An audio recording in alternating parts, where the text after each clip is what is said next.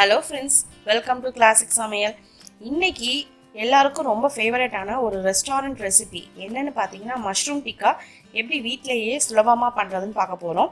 இது செய்கிறதுக்கு நான் அவனோ கிரில்லோ யூஸ் பண்ண போகிறதுல வீட்டில் உள்ள நார்மல் தோசைக்கல்லில் அதே ரெஸ்டாரண்ட் டேஸ்ட்டில் உள்ள டிக்கா மசாலாவோட எப்படி பண்ணுறதுன்னு பார்க்கலாம். இது செய்கிறதுக்கு முதல்ல இந்த மாதிரி ஒரு ஸ்ட்ரெயினரில் ஒரு காட்டன் கிளாத்தை விரிச்சுக்கோங்க.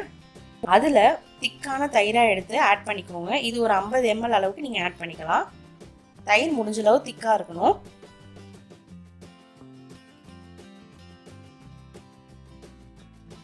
இப்போ இந்த துணியை இந்த தயிரோட வச்சு நல்லா இந்த மாதிரி வீடியோவில் காமிக்கிற மாதிரி நல்லா லாக் பண்ணிக்கோங்க. லாக் பண்ணி அந்த வடிகட்டி மேலே நல்லா வச்சு இது மேலே ஒரு வெயிட்டை பிளேஸ் பண்ண போகிறோம். அதுக்கு நான் என்ன பண்ண போகிறேன் அப்படின்னா இந்த மாதிரி ஒரு தட்டும் அது மேலே மிளகு ஜீரகம் இடிக்கிற அந்த கல்லையும் வச்சு ஒரு 30 நிமிஷம் அப்படியே விட்டுற போகிறேன். இந்த மாதிரி பண்ணுறதுனால அந்த தயிரில் உள்ள எக்ஸ்ட்ரா தண்ணியெல்லாம் வடிஞ்சிடும்.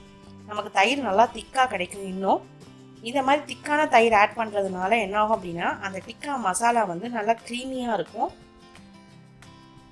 நமக்கு டிக்கா மசாலா சுத்தமாக தண்ணி இல்லாமல் முடிஞ்ச அளவு க்ரீமியாக இருந்தால் தான் நல்லா மஷ்ரூமோடலாம் பைண்ட் ஆகும். இப்போ பாருங்கள், நல்லா திக்காகவே வந்திருக்கு. இதை நான் ஒரு பவுலுக்கு மாற்றிக்கிறேன்.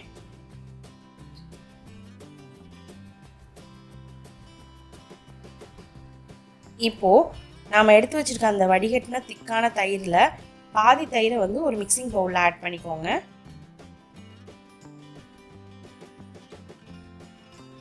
இப்போது இதோட பார்த்தீங்கன்னா நான் மசாலாலாம் ஆட் பண்ண போகிறேன். முதல்ல 1/4 டீஸ்பூன் மஞ்சள்தூள், 1 டீஸ்பூன் அளவுக்கு மிளகாய்த்தூள், அதோட 1/2 டீஸ்பூன் கரம் மசாலா, அடுத்து 1/2 டீஸ்பூன் மிளகுத்தூள், அதோட டேஸ்ட்டுக்கு ஏற்ற மாதிரி உப்பு, அடுத்து புளிப்பு தன்மைக்காக ஒரு 1/2 டேபிள் ஸ்பூன் எலுமிச்சம்பழ ஜூஸ். இந்த எலுமிச்சம்பழ சாறு சேர்க்கறதுனால அந்த மஷ்ரூம் டிக்காவுக்கு ஒரு தனி டேஸ்ட் கிடைக்கும். ஸோ இப்போ இதோட ஒரு 1/2 டேபிள் ஸ்பூன் இஞ்சி பூண்டு விழுது வாசனைக்காக ஆட் பண்ணி இதை நல்லா மிக்ஸ் பண்ணிக்கிறோம். நம்ம திக்கான தயிர் யூஸ் பண்ணுறதுனால பாருங்கள் எந்த அளவுக்கு மிக்ஸ் ஆகி க்ரீமியாக வருதுன்னு பாருங்கள். இதை ஓரளவு மிக்ஸ் பண்ணதுக்கப்புறமா மிச்சம் இருக்க அந்த தயிரையும் நம்ம இதில் ஆட் பண்ணிக்கலாம். ஆட் பண்ணி இதை நல்லா மிக்ஸ் பண்ணி விட்டுக்கோங்க.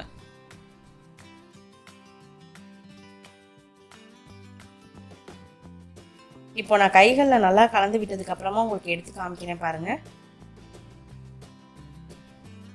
ஸோ எந்த அளவு திக்காக க்ரீமியாக இருக்குது பார்த்தீங்களா? ஸோ நம்மளோட டிக்கா மசாலா ரெடி.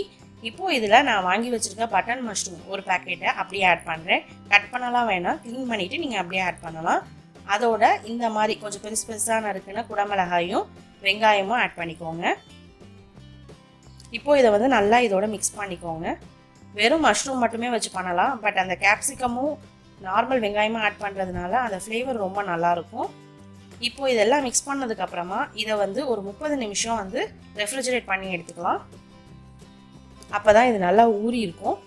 ஸோ இப்போ 30 நிமிஷத்துக்கு அப்புறம் பாருங்கள் நல்லா ஊறிடுச்சு. இப்போது இதெல்லாம் நம்ம ஒரு குச்சியில் அரேஞ்ச் பண்ண போகிறோம். அதுக்கு நான் இங்கே தென்னை மரத்து ஓலையில் உள்ள குச்சி யூஸ் பண்ணியிருக்கேன். டொமஸ்டிக்காக எக்கனாமிக்கலாக இருக்கணுங்கிறதுக்காக.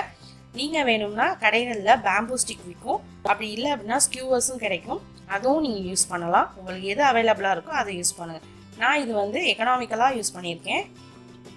நான் இந்த தென்னை மரத்து ஓலை குச்சியை எக்கனாமிக்கலாக இருக்கணும்னு யூஸ் பண்ணியிருக்கேன்.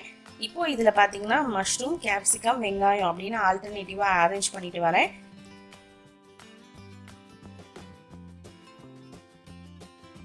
இதை நீங்கள் அரேஞ்ச் பண்ணும்போது முக்கியமாக நோட் பண்ண வேண்டியது அந்த குச்சியோட 2 பக்கமும் கொஞ்சம் ஸ்பேஸ் விட்டுக்கோங்க. அப்போ தான் உங்களுக்கு கல்லில் திருப்பி விட வசதியாக இருக்கும்.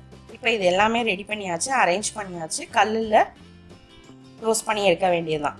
அதுக்கு இந்த மாதிரி கல்லில் ஒரு 2 டேபிள் ஸ்பூன் அளவுக்கு எண்ணெய் விட்டுக்கோங்க. எண்ணெய் சூடானதுக்கப்புறமா நம்ம ரெடி பண்ணி வச்சுருக்க ஸ்டிக்கெல்லாம் இதில் அரேஞ்ச் பண்ண வேண்டியதுதான். அடுப்பை மீடியம் ஃப்ளேம்லேயே வச்சுக்கோங்க கம்ப்ளீட்டாக.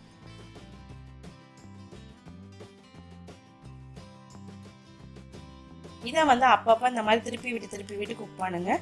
இது குக்காகி முடிக்க குறைஞ்சது 5 நிமிஷமாவது ஆகும். ஸோ இந்த மாதிரி அடிக்கடி திருப்பி விட்டுக்கிட்டே இருங்க. எல்லா பக்கமும் ஈவனாக குக் ஆகிற மாதிரி பார்த்துக்கோங்க. நம்ம இந்த மாதிரி குக் பண்ணுறதுனால பார்த்தீங்க அப்படின்னா மஷ்ரூம் வெளியில் நல்லா கிறிஸ்பியாக மாறிடும், உள்ளே ரொம்ப சாஃப்டாக இருக்கும். அது மட்டும் இல்லாமல் நம்ம மசாலா திக்காக இருக்கிறதுனால உங்களுக்கு பிரிஞ்செல்லாம் போகாது. அந்த மஷ்ரூம் கேப்சிகம் இதில் போட்டாயே இருக்கும் இந்த மாதிரி.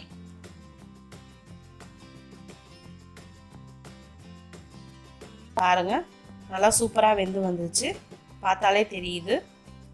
ஸோ இந்த ஸ்டேஜில் அடுப்பை ஆஃப் பண்ணிவிட்டு நாம் இதை ரிமூவ் பண்ணிட வேண்டியதுதான்.